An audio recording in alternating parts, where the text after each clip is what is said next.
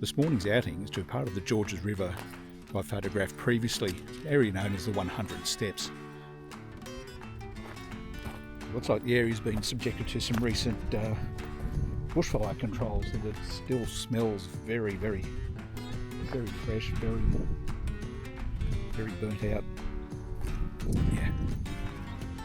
Photographing the 100 Steps, just like Kenton Basin or Freres Crossing, is part of my pet project to try and photograph some of the rivers and waterways of the Macarthur region. Since I live close to the Georges River, that seems like the easiest place to start, and the 100 Steps is close to home, at least in a straight line. Ultimately though, it would be nice to include the Nepean, Bargo and Cataract rivers as well. My first visit down here was basically just a scouting mission, where I took a couple of photos on my phone. Also had my Canonet loaded with HP5. None of those photos were particularly inspiring, so with the Macarthur Nature Photography competition starting again, I thought it'd be a good opportunity to come down here, try and improve on the earlier photos.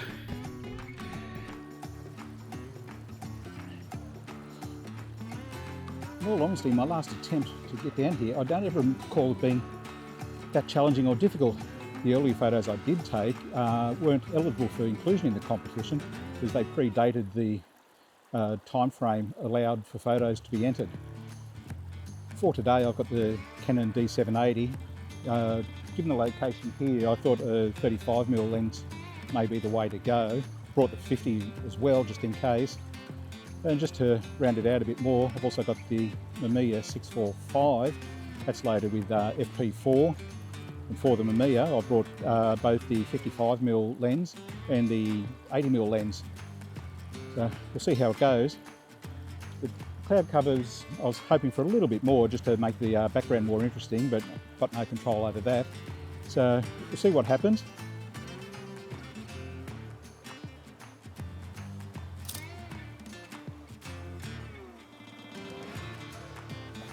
Same again, basic shot with the yellow filter. Let's see how it meters.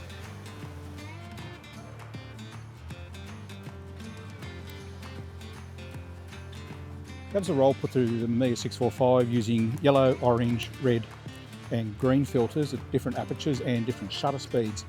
Now I just have to get home and develop them, pick which is the best, and then see how we go from there. Now I've got to pack it all up, climb up out of here. Be lunchtime by the time I get home. Oh well. Need the exercise. Well, that didn't go quite as expected. The images taken on the Mamiya 645 turned out quite well. The exposures were good, there were no issues with developing. Composition could have been improved a little, but that's an ongoing thing. Now, the problems I did encounter were in fact with the Nikon. Not the camera itself, but more specifically this, the 35mm lens. I've had issues in the past with the aperture blade sticking on exposure, resulting in exposures coming out overexposed.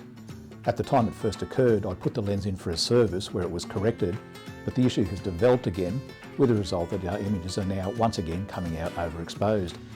Ironically, the clearest of all the images was the one with the longest exposure time.